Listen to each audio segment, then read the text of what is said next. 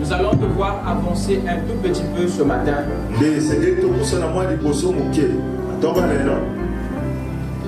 Dans notre étude sur la 5e béatitude.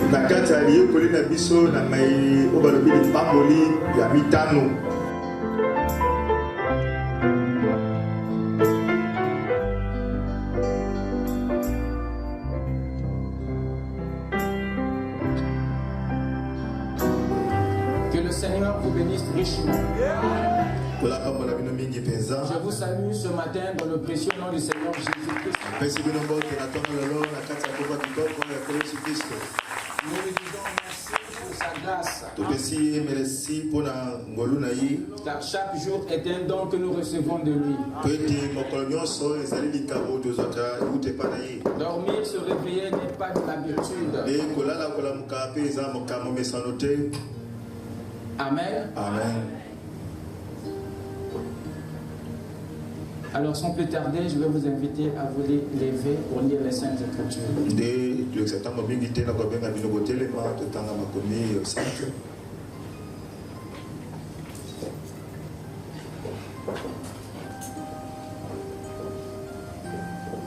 Allons-y rapidement dans 2 Corinthiens 8, verset 7.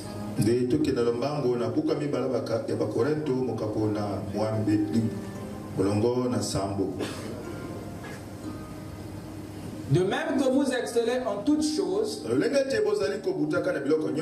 en foi, en parole, en connaissance, en zèle à tous égards, et dans votre amour pour nous, faites en sorte d'exceller aussi dans cette œuvre de bienfaisance.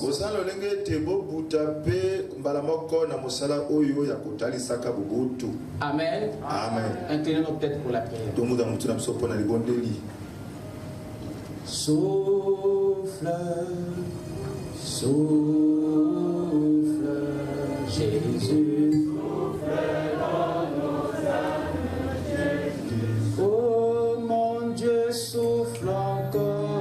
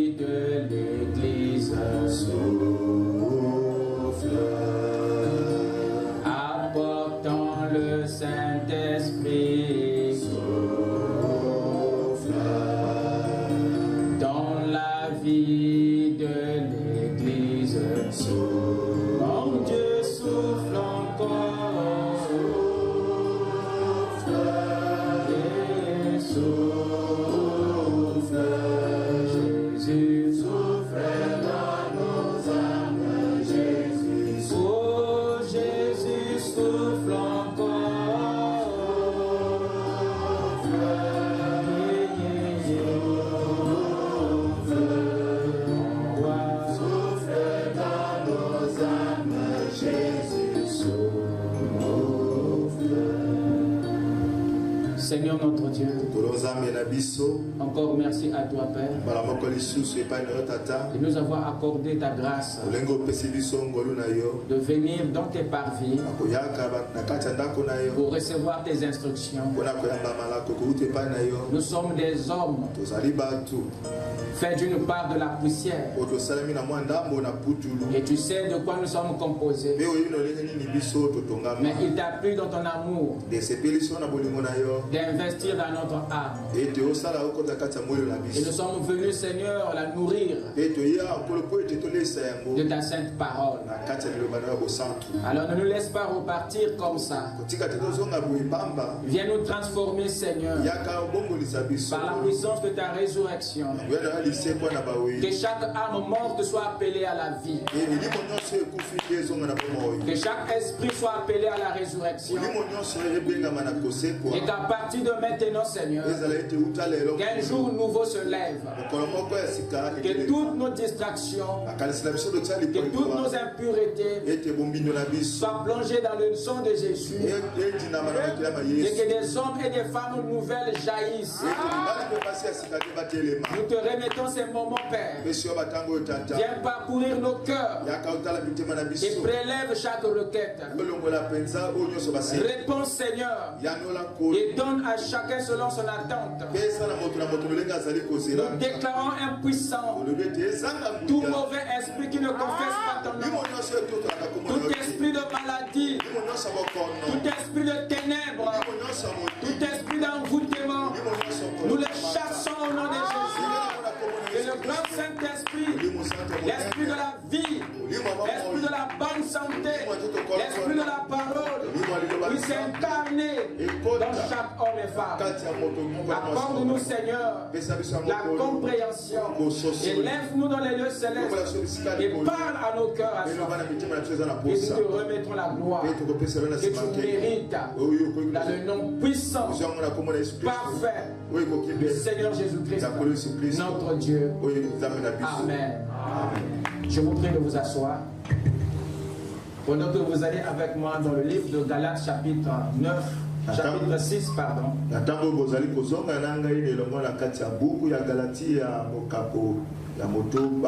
Galates chapitre 6, le verset 9 à 10.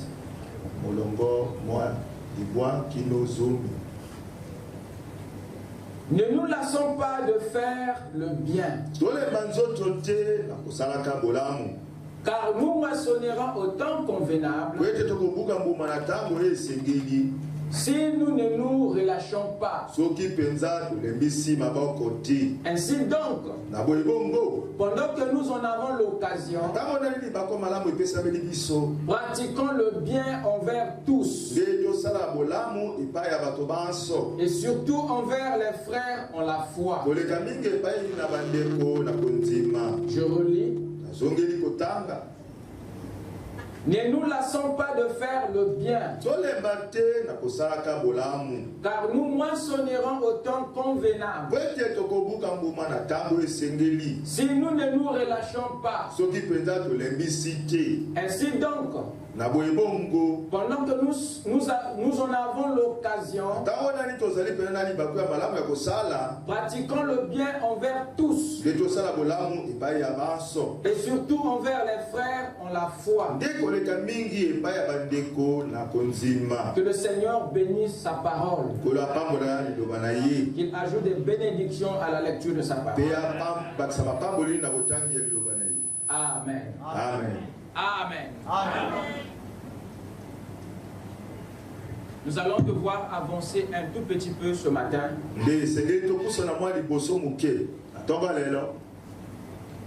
dans notre étude sur la 5e béatitude.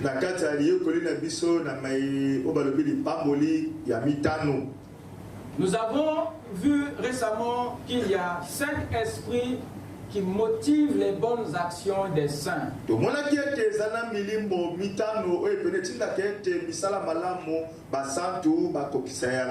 Et tous les œuvres des élus, les actes des croyants,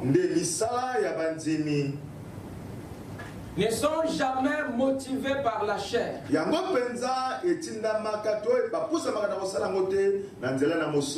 mais leurs actions sont inspirées d'une autre source de vie différente de la chair. Et la Bible dit que c'était par le Saint-Esprit que les apôtres et les prophètes ont parlé.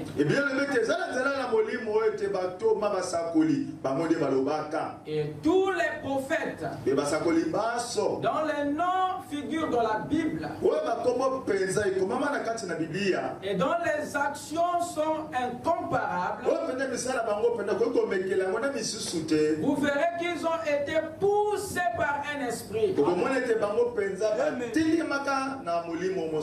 Et le croyant d'aujourd'hui, le véritable croyant, est celui-là qui n'agit pas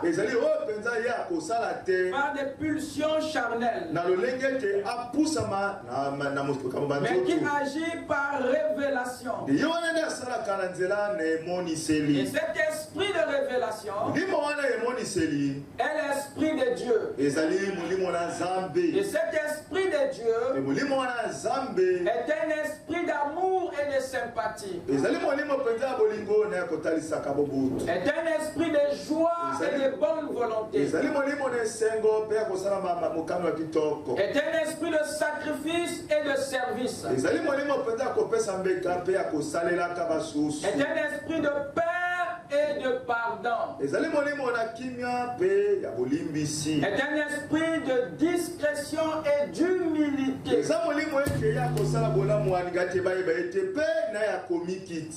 Saint-Esprit de Dieu, ce Saint-Esprit de Dieu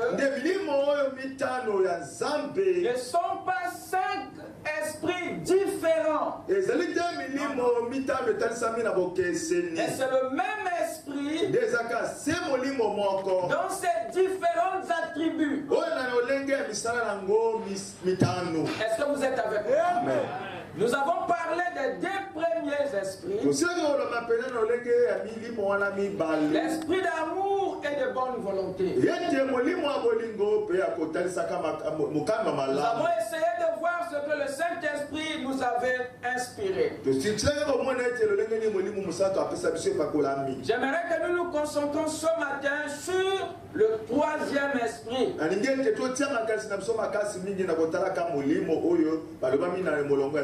L'esprit de sacrifice et de service. Est-ce que vous êtes là? Amen. Vous êtes prêts? Donnez-moi un bon amen. Acclamons le Seigneur. Yes.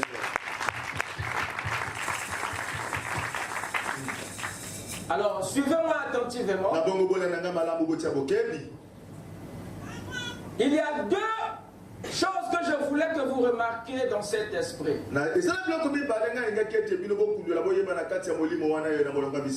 Il s'agit ici du service et du sacrifice. Ces choses sont tellement proches qu'il devient si difficile de les différencier. Le service et le sacrifice. À un moment donné, ils se confondent. À un moment donné, ils deviennent un. Mais il y a une nuance. Il y a une ligne qui les différencie. Il y a un détail qui les sépare. Est-ce que vous êtes avec moi? Amen. L'esprit de sacrifice et de service. Il y a le sacrifice et le service dans cet esprit. Donc il y a certaines actions des croyants qui viennent, qui sont motivés par cet esprit. Ma prière ce matin est que Dieu me donne la voix d'un archange pour les faire résonner dans vos âmes. On appelle service l'aide ou le soutien que vous ou quelqu'un d'autre vous apporte. Le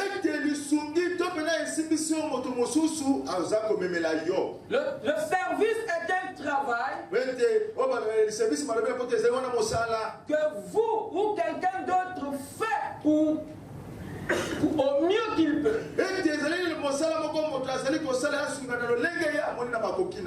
Il peut ou ne pas vous coûter quelque chose. Mais dans le royaume de Dieu, royaume dans lequel nous appartenons, le service est quelque chose que vous avez de droit. Il est inconditionnel dans le royaume. C'est peut-être dans ce royaume-ci où il est conditionné. Mais dans le royaume de Dieu, le service est le privilège de tous. Le service est le droit de tous.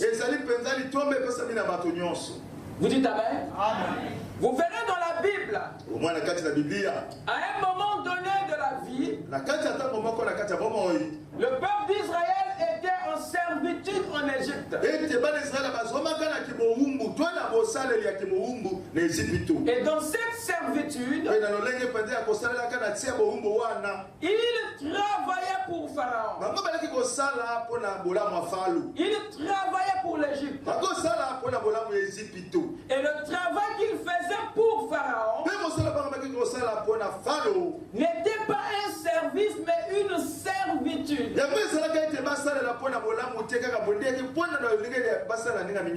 Alors Dieu, à la croisée des temps, décida de leur faire sortir de la servitude pour les faire entrer dans le service. Parce que dans la servitude, vous êtes martyrisés.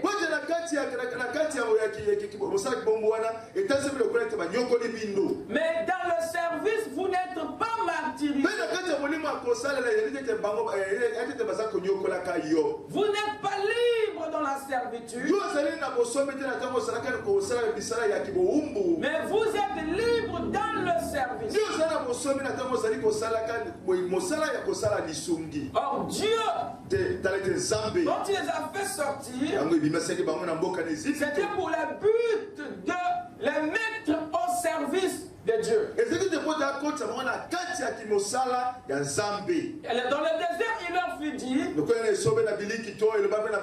dans Exode 19, Dieu leur dit, vous serez pour moi un royaume de sacrificateurs. Ici, Dieu ne s'adressait pas à une tribu. Pour dire qu'au départ, son intention n'était pas d'être servi par une tribu seulement,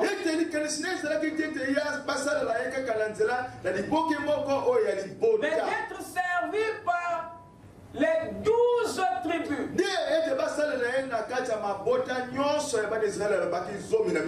Il dit, vous serez pour moi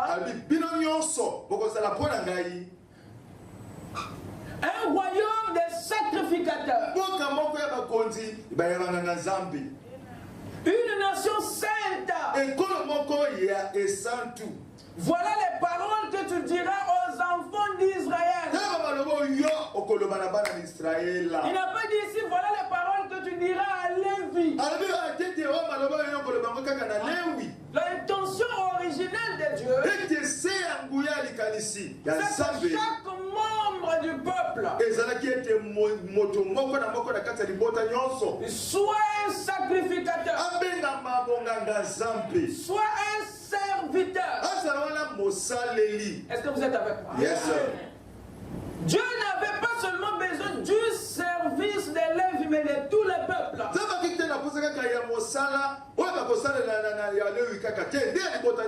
Raison pour laquelle la Bible n'est pas le livre des prêtres seulement, mais c'est le livre de l'épouse tout entière. Alors Dieu depuis lors, avait cette intention de remettre le sacerdoce à toute la nation. Ce qui veut dire que Dieu t'attend dans le service. Dieu t'attend dans le sacerdoce. Et chacun de nous est appelé serviteur de Dieu dans le royaume. Est-ce que vous êtes avec moi? Amen. Et lorsqu'il institue ceci, c'était pour rendre conscient tout le peuple, à savoir qu'ils sont tous appelés au service. Appelés à servir Dieu. Et c'est dans cet esprit de service que les croyants doivent agir. Et non dans l'esprit de commerce. L'esprit de service n'est pas l'esprit de servitude. L'esprit de service n'est pas aussi l'esprit de commerce. Est-ce que vous êtes avec moi? Amen. Frère Branham dit quelque chose dans les citernes crevassées. Il dit ceci. Il y a là quelque chose de semblable aux gens d'aujourd'hui. Ils sont prêts à prendre ce qu'ils peuvent obtenir, mais ils ne veulent rendre aucun service en retour. Israël était prêt à boire au rocher là, mais il ne voulait pas rendre à Dieu le service qui lui était dû. Vous écoutez ça? Amen. Donc Dieu, lorsqu'il leur avait dit, vous serez pour moi un royaume de sacrificateurs, c'était un appel qu'il leur faisait au service. Dieu voulait être servi. Ce qui veut dire qu'il doit être le maître. Le seul maître à qui nous servons. Il continue. Il dit ceci. Et lui, il est toujours en train de nous rendre service. Lui qui est Dieu, il est toujours en train de nous rendre service.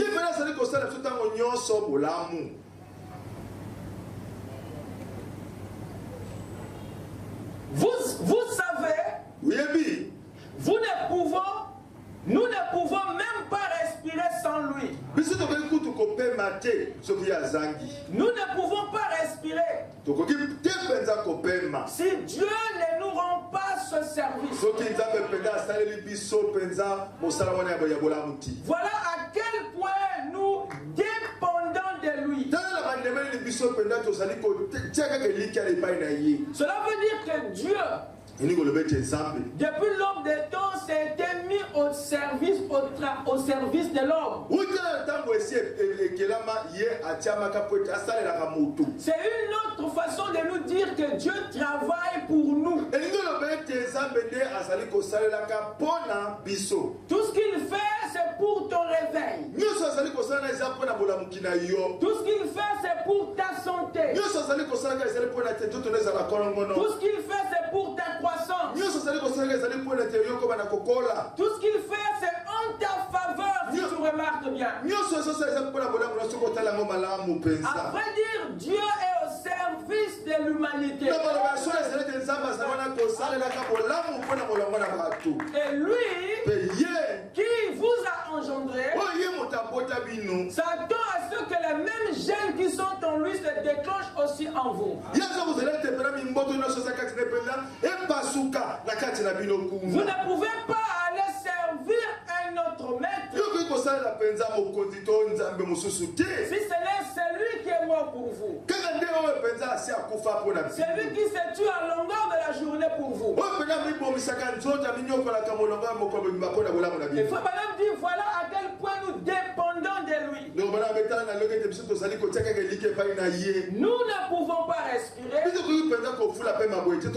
si Dieu ne nous rend pas ce service. Voilà à quel point nous dépendons de lui. Et pourtant, nous sommes presque déchirés d'essayer de faire, de devoir faire quelque chose pour lui. Il nous demande de faire quelque chose. D'aller voir quelqu'un, de prier pour quelqu'un, d'aller aider quelqu'un. Nous sommes presque déchirés d'avoir à faire ça. Mais nous ne voulons rien faire pour le servir. L'esprit de service est important. Dieu devait le déverser sur le peuple pour agir. Si nous ne recevons pas, ça serait difficile pour nous de faire ce qu'il attend de nous. Remarquez ce que le prophète dit à la fin ici. Il dit que il nous demande de faire quelque chose. D'aller voir quelqu'un, de prier pour quelqu'un, d'aller aider quelqu'un. Mais nous sommes déchirés d'avoir à faire ça. Il y a quelque chose qui nous oblige. Lorsqu'il arrive de faire ces choses pour les biens du royaume, il dit mais nous ne voulons rien faire pour le service. Mais par contre nous voulons vraiment que lui fasse pour nous.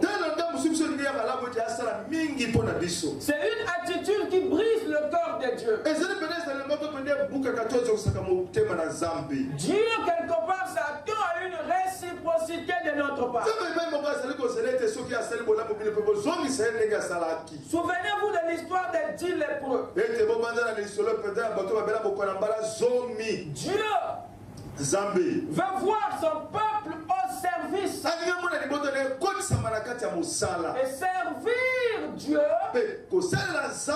c'est servir sa nation. Servir Dieu, c'est servir les autres. Vous n'aurez jamais une autre occasion de servir Dieu au travers des hommes. Amen. Amen. Amen. Et l'esprit de service n'est pas un esprit de condition. Madame dit ici, un docteur qui est un bon docteur, il va aider un homme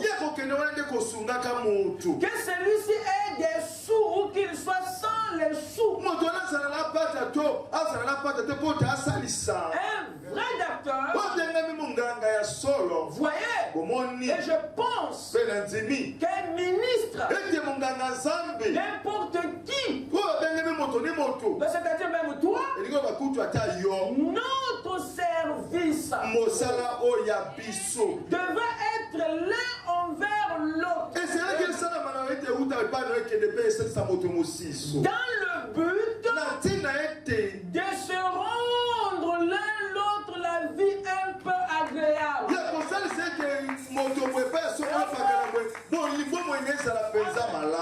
Voilà l'esprit du service. S'il est là, on n'aura plus de conditions pour rendre la vie de l'autre un peu agréable. Quand cet esprit est là, le sacerdoce coule. Est-ce que vous êtes avec moi? Amen. Acte 20, verset 35. Je vous ai montré de toute manière que c'est en travaillant ainsi qu'il faut soutenir les faibles. Vous écoutez ça? Amen. C'est pas en ne rien faire. On n'aide pas en faisant rien. Vous me suivez? Amen. Yes. Donc à un certain moment, dans le service, il y a des dimensions. Lorsque tu ne peux pas faire ceci, il est hors de question de croiser les mains. Tu dois essayer de faire ce que tu peux. Dans le service, il est interdit d'observer, mais d'agir. Qu'est-ce que cela veut dire? Lorsque tu n'as pas d'argent pour aider, ça ne veut pas dire que tu ne peux plus rien faire. Le service t'attend toujours. Le service t'attend toujours. À défaut de donner quelque chose, tu peux offrir une prière. C'est un élément du service. Parce que le service dans le royaume n'a pas de conditions de couleur.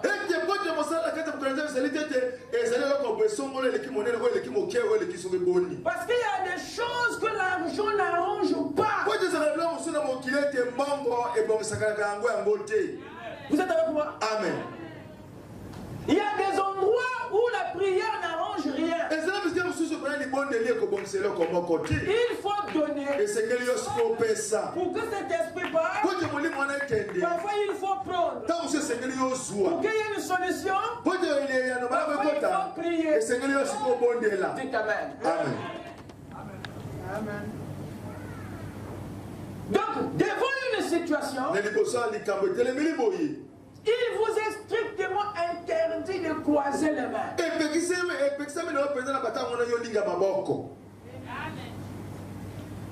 À défaut d'agir, prier. Pierre et Jean s'est tenus devant la porte. Et les infirmes leur a tendu la main pour s'attendre à l'or ou à l'argent. Mais comme ces disciples étaient les citoyens du royaume, ils savent que le service n'implique pas seulement les sous. Ils lui ont dit, je n'ai ni l'or ni l'argent que tu veux. Ça veut dire qu'il n'avait rien. Mais il dit, mais ce que j'ai, l'apôtre n'a pas voulu partir de là sans avoir fait quelque chose. Donc un service peut être rendu d'une certaine manière, dans une certaine dimension. Vous êtes avec moi? Amen. Je vous ai montré de toute manière. Donc Paul avait enseigné sur le service. Je vous ai montré de toute manière que c'est en travaillant, c'est-à-dire en faisant quelque chose, qu'il faut soutenir les et se rappeler les paroles du Seigneur qui a dit lui-même. Ici l'apôtre Paul prend maintenant les paroles de Jésus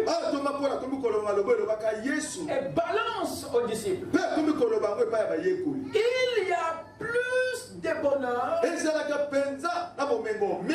à donner qu'à recevoir. Ça c'est intéressant. Il y a plus de bonheur à donner qu'à recevoir. Les croyants servent parce qu'ils tirent de là une bénédiction.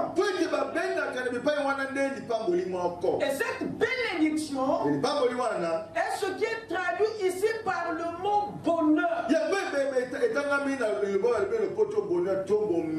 Et ce bonheur-là, beaucoup pensent que c'est juste une simple émotion. Le bonheur qui est dit ici, ce n'est pas cette simple sensation de joie. Ce n'est pas une simple sensation de satisfaction. Ce bonheur ici ne se réduit pas à une simple émotion,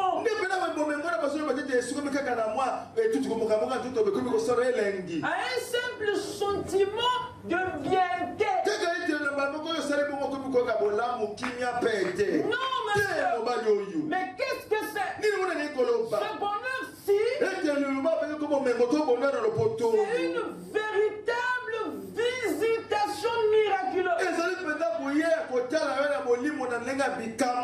qui a cours dans un secteur de ta vie. Cela veut dire en d'autres termes que notre bénédiction, notre bonheur, notre miracle, notre visitation ne réside pas en réalité dans les choses que nous recevons de Dieu ou des hommes, mais notre bénédiction en réalité, notre miracle, notre visitation se cache dans les services que nous rendons aux autres. Quand il dit qu'il y a plus de bonheur, il parle là de la bénédiction dans les services que nous rendons, que dans ce que nous recevons. Est-ce que vous dites amen? Amen. Est-ce que vous dites amen? Amen.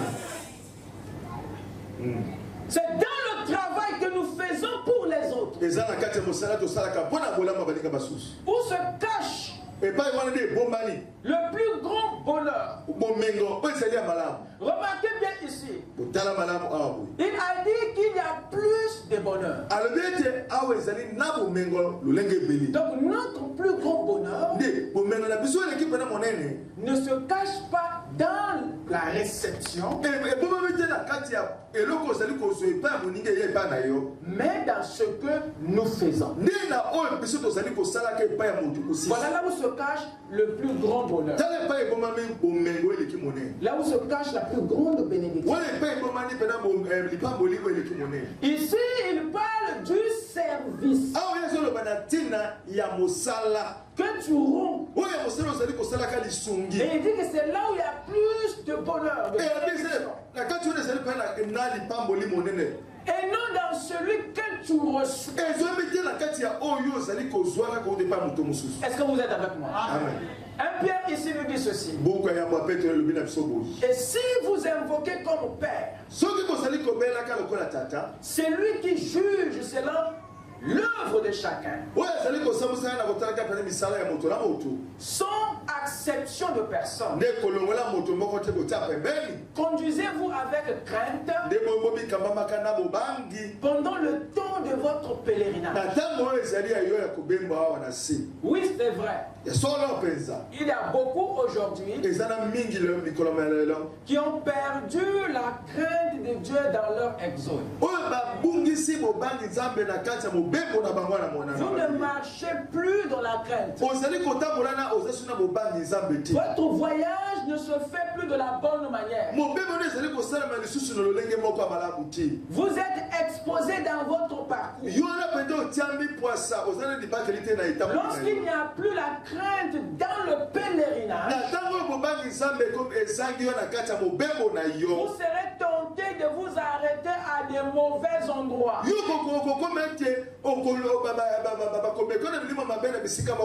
qui risque de vous empêcher d'atteindre la destination.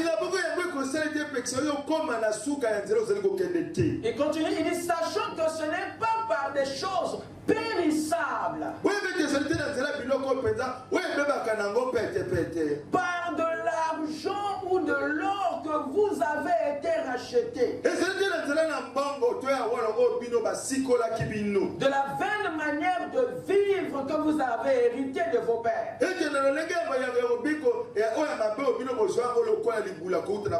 mais par le sang précieux de Christ, comme d'un agneau sans défaut et sans tâche. Dans ce voyage de la vie, il y a une chose qu'il faut garder à l'esprit. Il y a quelque chose qu'il faut protéger. Plus que toute autre chose, c'est votre cœur, votre âme. Faites de telle sorte qu'il n'y ait rien qui va s'interposer entre Dieu et toi. Vis constamment dans la consécration, dans la crainte de Dieu. Et cela donnera toujours de l'importance des autres aux yeux de Dieu. Et dans cet état d'esprit, tu ne vas pas mettre l'argent au-dessus des hommes. Parce que cette conscience et cette crainte te gardera dans le service. Et rien d'autre n'aura plus d'importance que Dieu et les hommes. Il dit ceci, sachant que ce n'est pas par des choses périssables, l'or ou l'argent que vous avez été racheté. Il arrive des fois que ces matériels-là nous fassent oublier le prix de notre rachat. C'est comme si l'or et l'argent est plus important que le service que Christ a rendu à Golgotha. Est-ce que vous dites Amen? Amen. Et Pierre ici attire notre attention sur ce qui doit avoir plus d'importance dans notre parcours. Écoutez mes frères, revenons sur ce que nous venons de dire au début. Ne nous lassons pas de faire le bien, car nous moissonnerons au temps convenable si nous ne nous relâchons pas. Paul ici insiste sur le service. Comme c'est un mode de vie dans le royaume, c'est une notion qui a été écrite dans nos gènes. Et c'est quelque chose d'inconditionnel traditionnel qui ne doit pas être extrait de notre âme. Parce que si tu arrêtes ton service, donc Dieu aussi doit cesser de te rendre service. Pourquoi tu vas te lasser au moment où Dieu continue à te servir? Donc c'est un principe qui coule éternellement dans le royaume.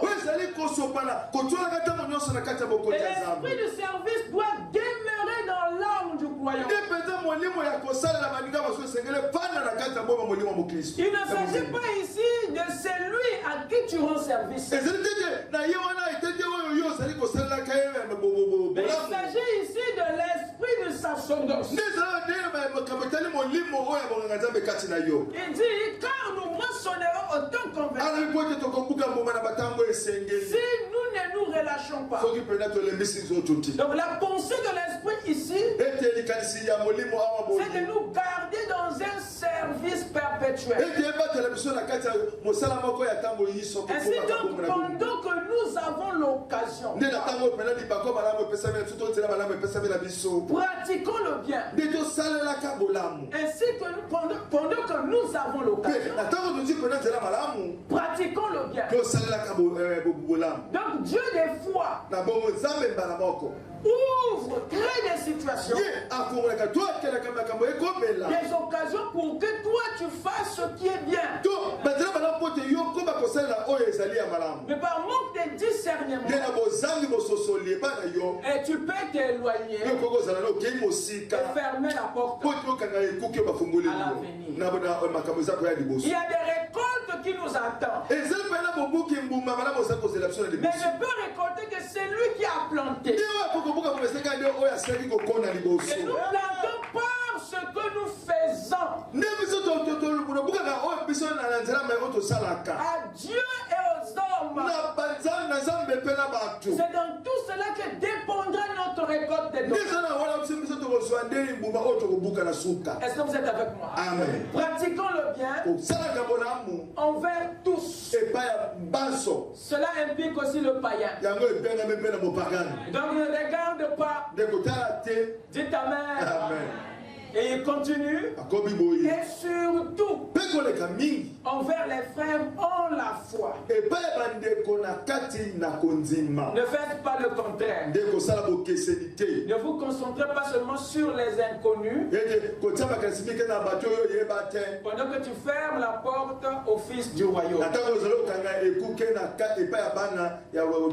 C'est une grande séduction. Même si le fils du royaume t'a déçu, tu n'as aucun droit de punir les autres à cause de lui. Il y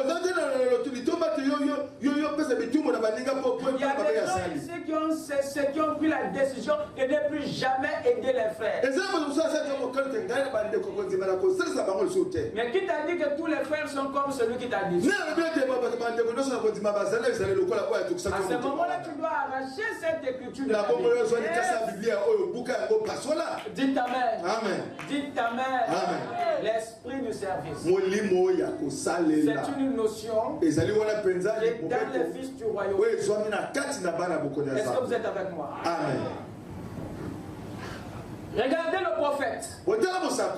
Il dit ceci. Un jour il s'est retrouvé en Inde. Voyez-vous, il n'était pas en Amérique. Et il n'était pas devant les Américains. Il n'était pas devant ses frères de l'église. Il dit en Inde, j'avais pris l'argent qui m'avait été donné par les gens. Et j'ai été descendu dans les rues. J'avais changé des dollars en roupies. Et j'essayais de leur distribuer. Vous écoutez ça? Amen. J'essayais de leur distribuer. Eh bien, on a dû envoyer une milice pour me sortir de la rue. Simplement parce que les gens se ruaient sur moi. Ce que frère madame a fait là-bas, si toi tu le fais ici, celui-là il veut monter quoi, celui-là? Frère Das, tu te retrouves à Poto là-bas. Ou bien à Odiba. Tu vois les gens en détresse. Tu prends tes 10 000, il faut que tu montes en 500. Tu commences à les distribuer. Prépare-toi. Oui, député. Mais ça, c'est le prophète qui l'a fait. Et si un pasteur le fait, je serai dans les journaux. Et ce que vous ne voyez pas ici, c'est l'esprit du service. C'est le problème qu'il essayait de résoudre au mieux qu'il pouvait. Est-ce que vous êtes avec moi? Amen. Au lieu de quitter là sans rien faire. Quand il a vu ce peuple, il s'est rendu compte qu'ici là, on peut prier oui, et il faut agir de cette manière. Dites Amen. Vous devez savoir à un certain moment qu'est-ce qu'il faut pour que le problème du frère soit réglé. Vous êtes avec moi? Amen.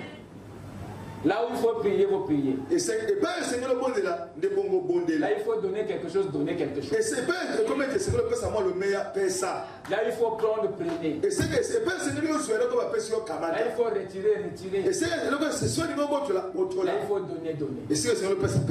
Dites Amen. Amen. Faites quelque chose, mais n'observez pas. L'esprit de service n'est pas un esprit d'immobilité ou d'observation. Est un esprit d'action. Et l'action est multidimensionnelle. J'insiste. C'est pas parce que tu n'as rien que tu ne peux rien faire. Offre une prière. Si tu connais quelqu'un, va voir ce quelqu'un-là pour le frère. S'il y a quelque chose à faire pour la soeur, essaie de le faire autrement. Et Dieu te bénira. Au lieu d'observer.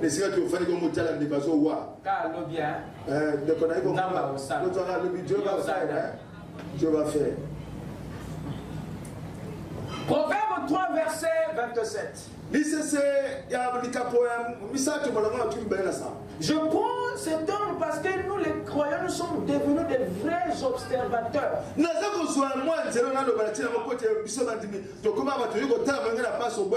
cachons notre égoïsme derrière l'observation. Nous n'agissons plus. Et nous sommes devenus des grands observateurs. Et nous sommes devenus maîtres dans l'art d'enterrer les gens.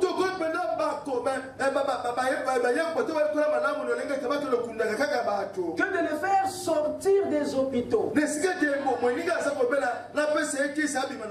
quand quelqu'un est malade. On se bat pas pour acheter les ordonnances. Pour le faire sortir de l'hôpital. Mais tous sont au courant. Dès qu'il meurt,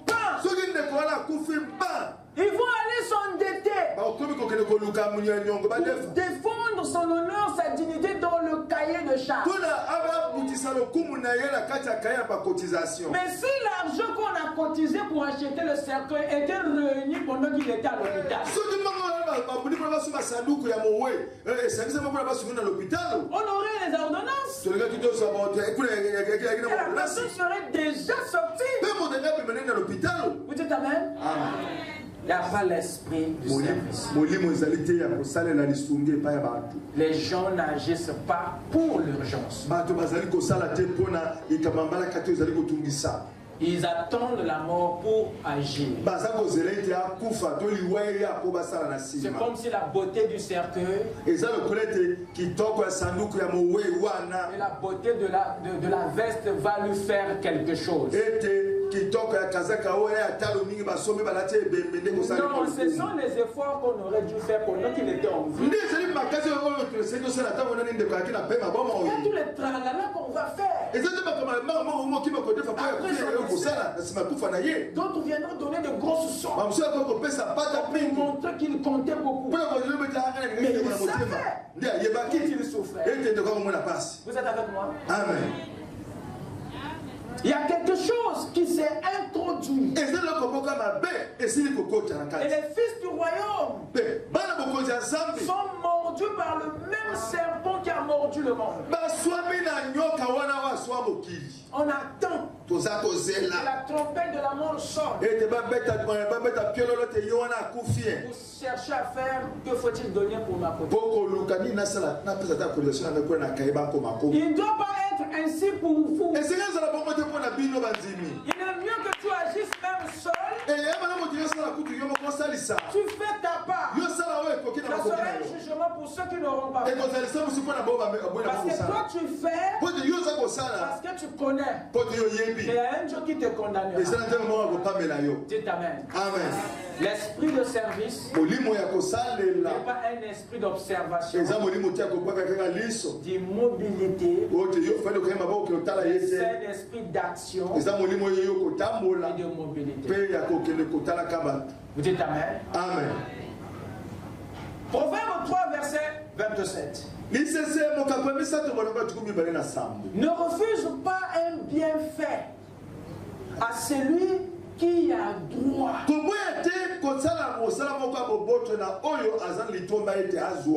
Quand tu as le pouvoir de l'accorder. Je ne sais pas si vous écoutez.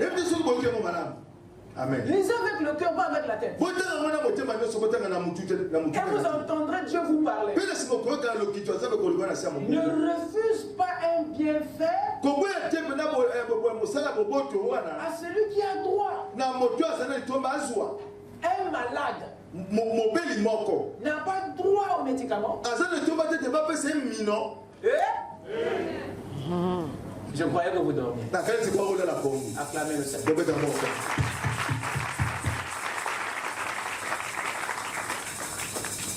Mais qu'est-ce que nous voyons? Nous avons quelqu'un qui a le pouvoir de l'accorder, mais qui refuse, alors qu'il n'a même pas encore un projet.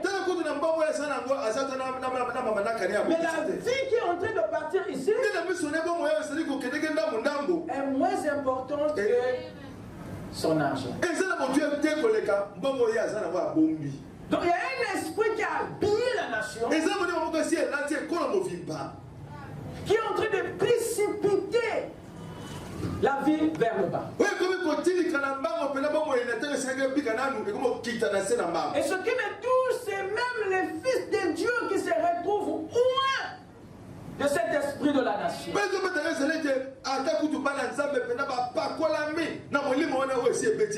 Ne refuse pas un bienfait à celui qui a droit. Lorsque le besoin est réel, fais ce que tu peux. Lorsque le besoin est vrai, alors accorde. Mais quand le le besoin est faux. Parce qu'il y a des monteurs. Il y a des gens qui savent monter, créer le besoin. Pour faire sortir quelque chose. Et lorsque vous avez la preuve que le besoin est authentique, agissez. Et lorsque le besoin est monté de toutes pièces, alors à ce moment-là, le ciel vous soutiendra dans votre refus. Et je sais que le Saint-Esprit te dira, parce qu'il y a le détecteur de mensonges en vous, que les saints disent Amen. Amen. Yes. Proverbe 28, verset 27. Celui qui donne aux pauvres n'éprouve pas la disette. Celui qui donne aux pauvres, mais celui qui ferme les yeux, c'est un acte volontaire, un geste exprès, intentionnel. Celui qui ferme les yeux est chargé de malédiction. Faites attention, ces écritures sont vivantes. Ça va s'appliquer sur des tabernacles. C'est la loi du royaume. Je suis en train de vous lire la constitution du royaume. Et tous les saints qui viennent de là diront Amen à l'article 28 alinéa 27.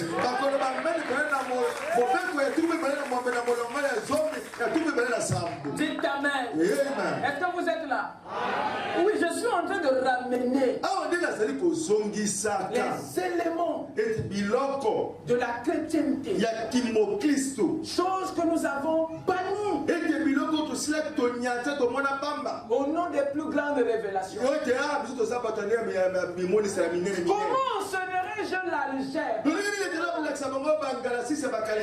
gens qui ne maîtrisent même pas leur ABC? Always believe in Christ. Amen. Ça, c'est les éléments de la foi. Votre attitude vis-à-vis de vos contemporains détermine ce que vous croyez de la foi.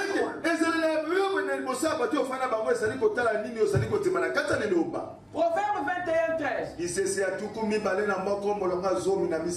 Celui qui ferme son oreille au cri du pauvre criera lui-même et n'aura point de réponse. Il y a des prières que Dieu n'a jamais répondu.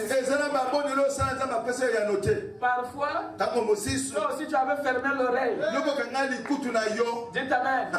Ah mon cher, il y a des prières que tu as émis, Dieu a refusé d'entendre. Parce que toi aussi tu n'avais pas écouté la requête d'un autre. Est-ce que vous écoutez ça? Amen. Ceci nous apprend à ouvrir l'oreille,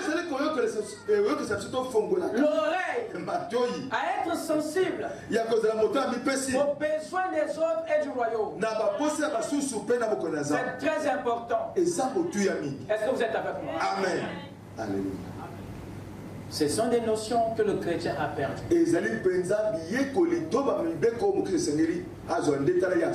Frère, les sauts, frère, les sauts. Est-ce que tu as un cœur généreux d'abord? Le pasteur dit qu'il a prêché des grandes choses. Mais il nous a dit un soir, le jour où je partirai, j'aimerais que vous écrivez sur ma tombe. Ici, j'ai un homme. Que Dieu vous bénisse. Yes.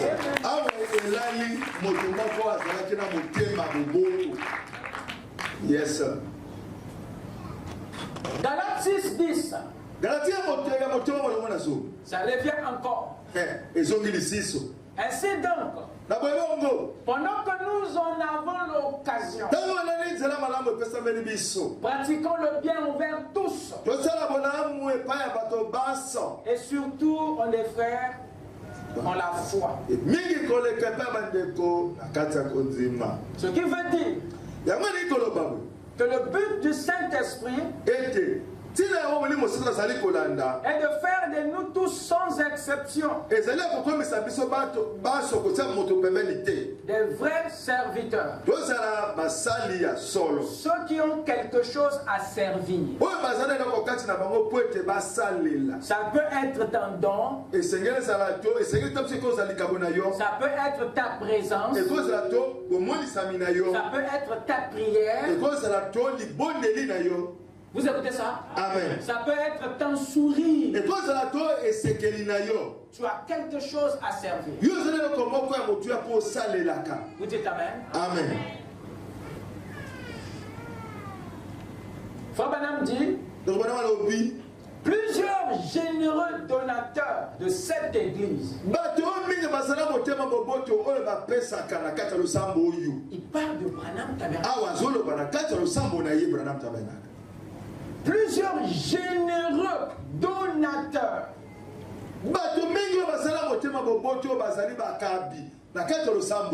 qui ont aidé à accomplir cela. Comme notre frère Dodge et notre soeur Dodge. Assis ici, et bien d'autres qui ont donné très généreusement pour le soutien de cette cause.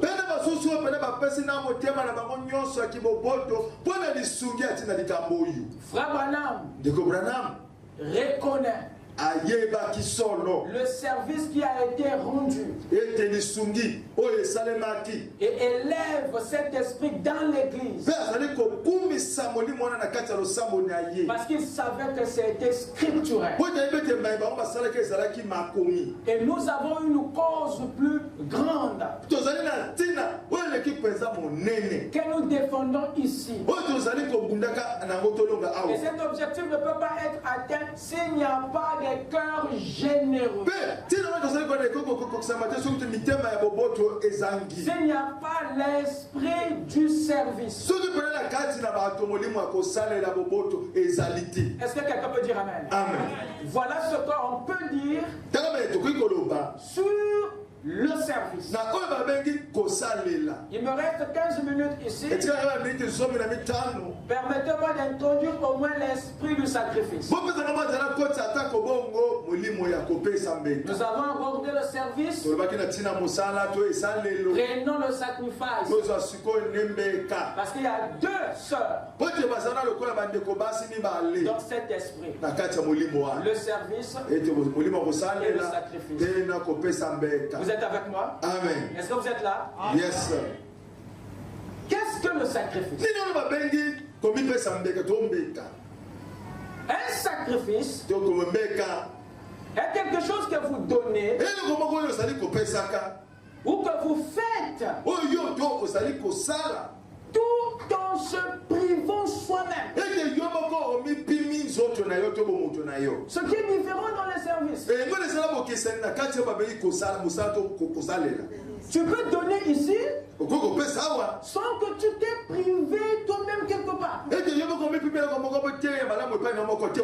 dans le sacrifice, il y a une privation de soi. C'est une souffrance que vous acceptez pour la joie de quelqu'un d'autre. C'est une perte que vous acceptez pour le gain de quelqu'un d'autre. C'est une mort que vous acceptez pour la vie de quelqu'un d'autre. C'est un échec que vous encaissez pour la réussite de quelqu'un d'autre. Il y a sacrifice lorsque la situation qui prévaut chez l'autre est plus grave que la vôtre. Je répète, il y a sacrifice lorsque la situation de l'autre est plus grave que la tienne. Alors le sacrifice émerge. Est-ce que vous êtes là? Amen. Yes. Ma madame nous a expliqué une histoire très poignante qui explique cette notion du sacrifice. Il y a quelque temps, suivez-moi bien, une petite histoire m'a été racontée sur une mère. Une jeune fille avait été à l'université et sur son chemin de retour, elle ramenait à la maison avec elle une autre jeune fille. Et la jeune fille était l'une de ces petites effrontées modernes.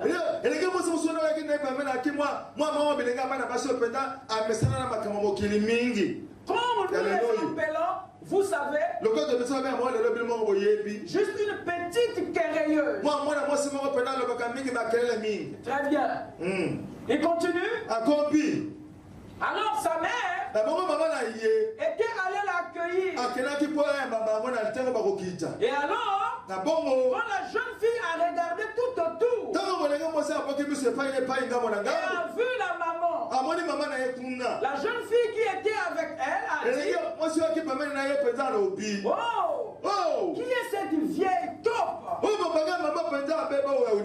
En effet, elle était couverte de cicatrices. Et la jeune fille qui était allée à l'étranger eut honte. Eut honte de dire que c'était sa maman. À cause de sa petite amie prétentieuse qui avait dit qu'elle avait l'air d'une vieille taupe.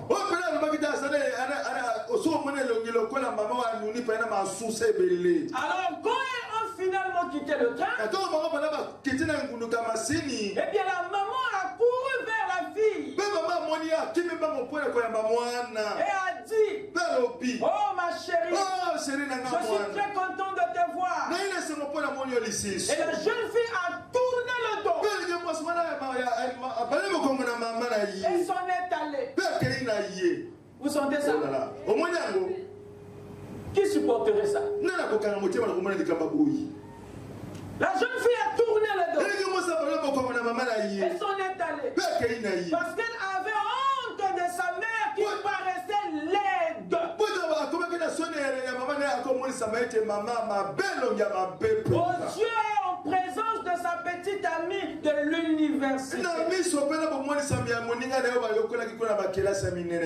il s'est fait que le machiniste qui se tenait là connaissait l'histoire. Il a attrapé cette jeune fille. Elle a fait revenir. Il a dit, Marie, qu'est-ce qui te fait agir comme ça? Qu'est-ce qui t'est arrivé depuis que tu es parti à l'étranger? Dites amen. Il y a des gens qui ont changé. Vous dites amen. Il a dit à la jeune fille qui était avec elle, il a dit, sans doute que tu vois sa mère laide. Et elle a dit, je l'ai vu. Et le machiniste a ajouté, je l'ai vu quand elle était 2 fois plus jolie que sa jeune fille.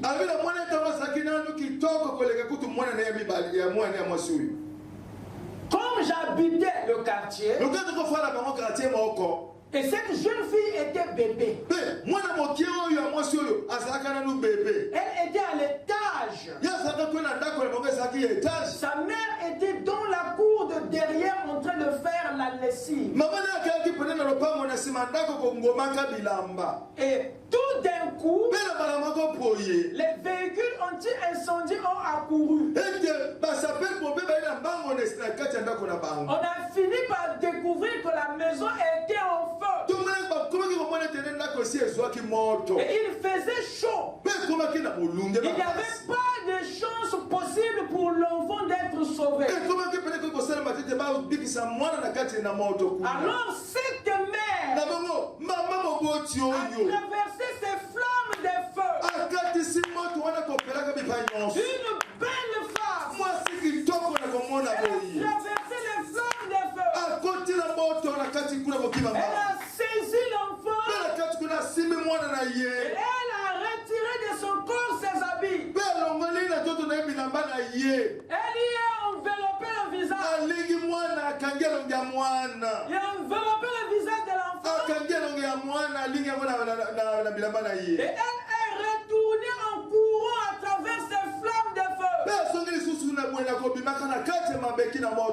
Et c'est cela qui l'a rendu laide. Ça a déchiré la chair de son visage.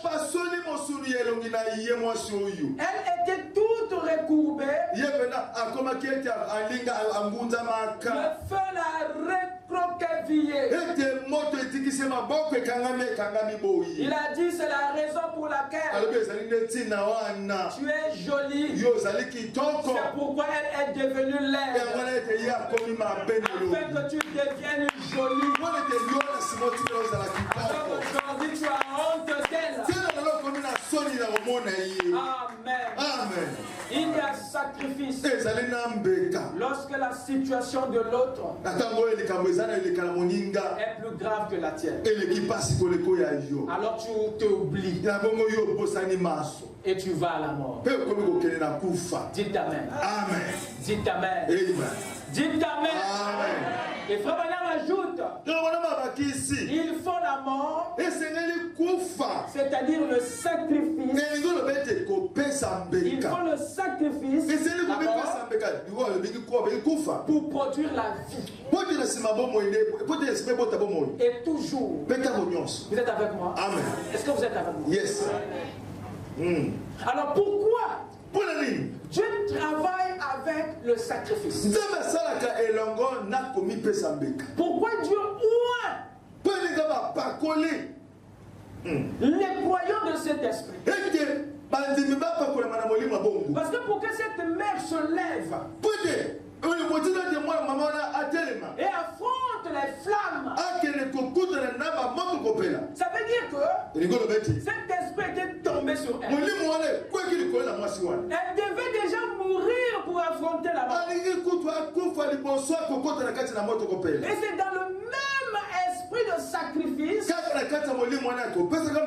que Jésus nous a servi sur la terre. Il dit car le Fils de l'homme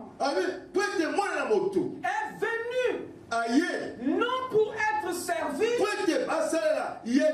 mais pour servir et donner sa vie comme rançon de plusieurs. Donc ici il parle du service et du sacrifice. Il dit que je suis venu où il y a un esprit de service et de sacrifice. C'est ça qui a produit la rédemption. Sans l'esprit de service et de sacrifice, nous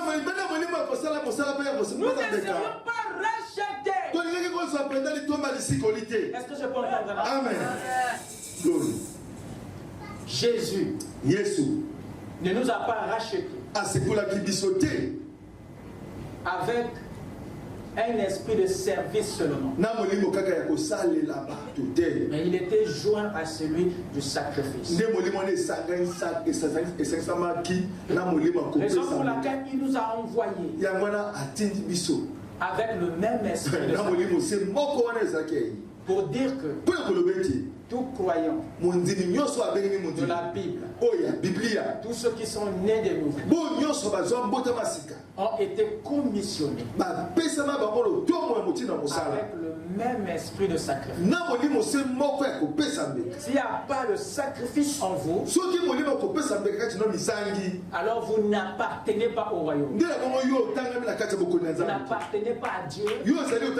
Vous n'appartenez pas à Christ. Dans Luc 14, Jésus a dit ceci: quiconque ne porte pas sa croix. Vous écoutez ça? C'est quoi la croix? C'est le sacrifice. C'est quoi la croix? C'est la mort. Donc c'est lui qui n'est pas prêt à se sacrifier, à mourir.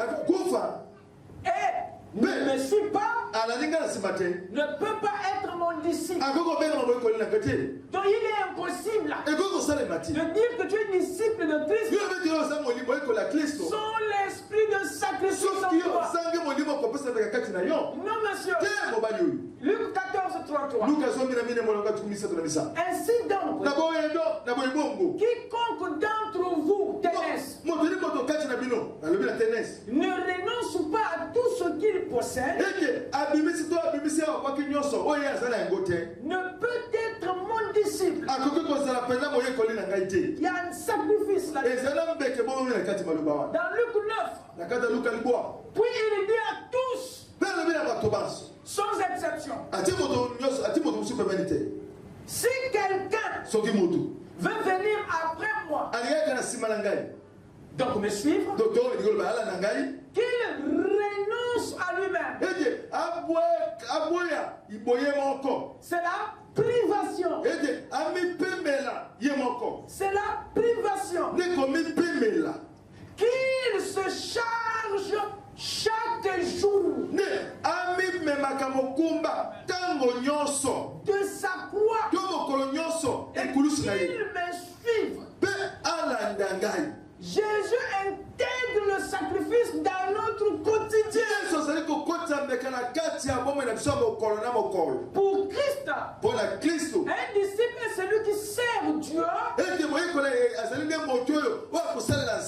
dans un esprit de sacrifice.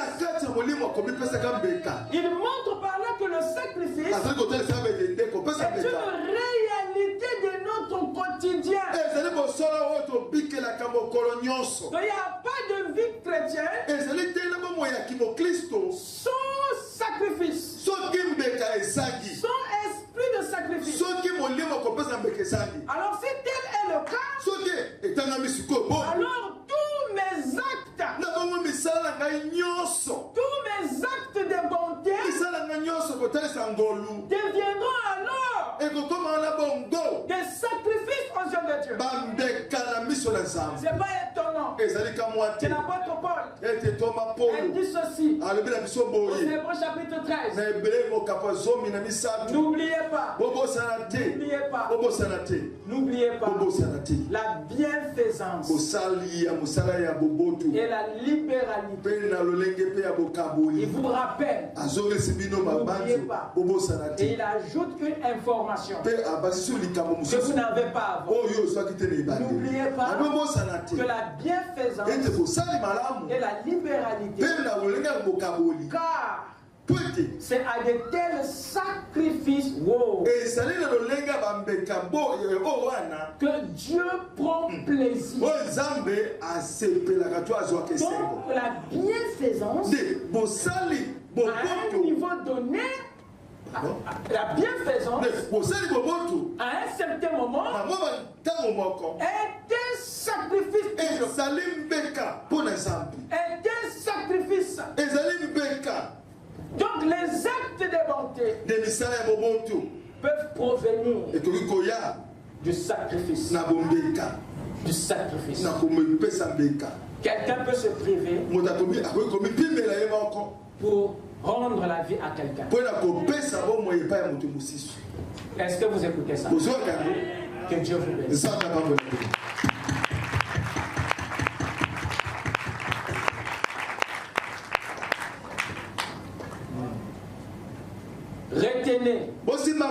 Retenez que l'esprit de sacrifice est aussi à l'origine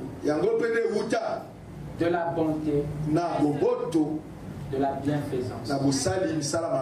Il y a des choses que pour bien les faire, il faut s'oublier. Et ton don devient un sacrifice. Parce que tu t'es privé pour donner le sourire à quelqu'un. Est-ce que vous êtes avec moi? Amen. Est-ce que vous êtes avec moi? Amen. Que Dieu vous bénisse. Nous allons continuer. Amen. Amen. Amen. Lèvons-nous.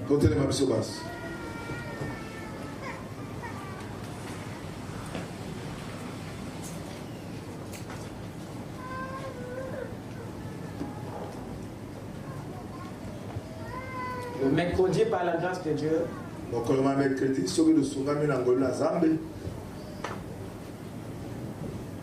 nous allons parler sur l'importance de cet esprit.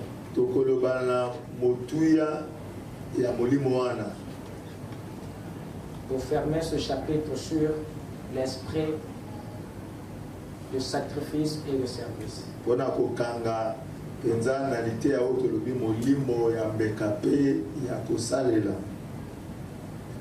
Amen. Amen. À qui est-ce que le Seigneur a parlé ce matin? Acclamons le Seigneur.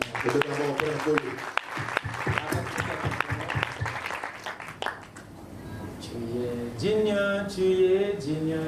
Tu es digne, tu es digne.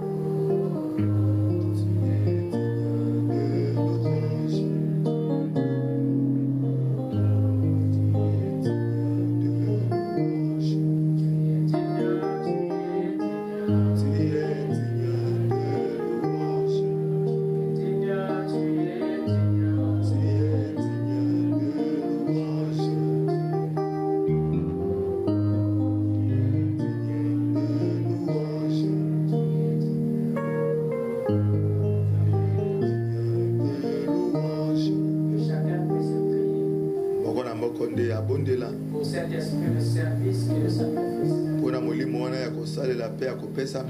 Esprit que le Père avait mis sur le Fils. Afin que sa vie se retrouve dans l'Église. Sans cet esprit, il est impossible de poursuivre les œuvres de Christ. Il a servi le Père. Dans cet esprit, il s'est offert à la croix dans le même esprit. Et si nous avons aimé la parole, Christ, le Fils de Dieu, nous rejoint le même esprit pour servir et nous donner en sacrifice.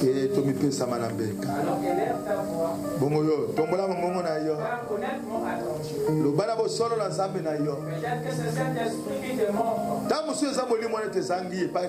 raison pour laquelle les choses ne s'ouvrent pas. Essaie de parler honnêtement. Implore à Dieu l'esprit de sacerdoce, l'esprit de sacrifice. Car il a dit que nos actions peuvent provenir de cet aspect. Prions le Seigneur.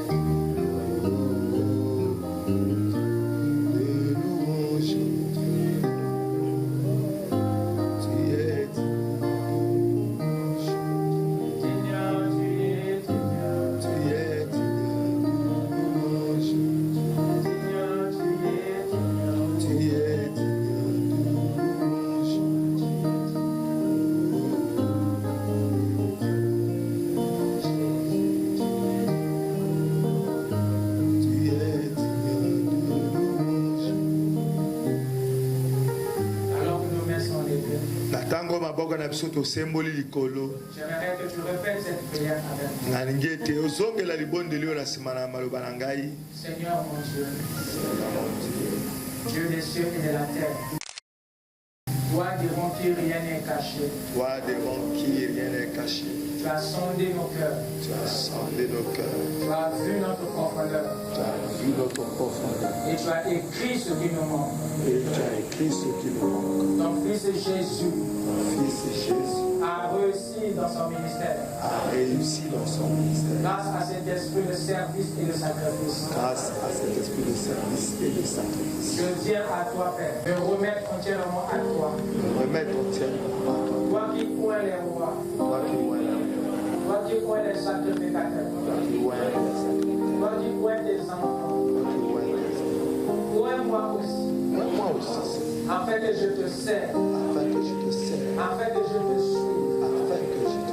Et que je sois aussi prêt. À me donner. Pour la cause de la parole. Les hommes. Toi, le Dieu Tout-Puissant. Qui nous a baptisés du Saint-Esprit. Et qui nous a exaucés à la prière. Nous t'avons ainsi demandé. Dans le nom puissant du Seigneur Jésus-Christ. C'est lui qui nous a servi et qui s'est sacrifié pour nous. Amen.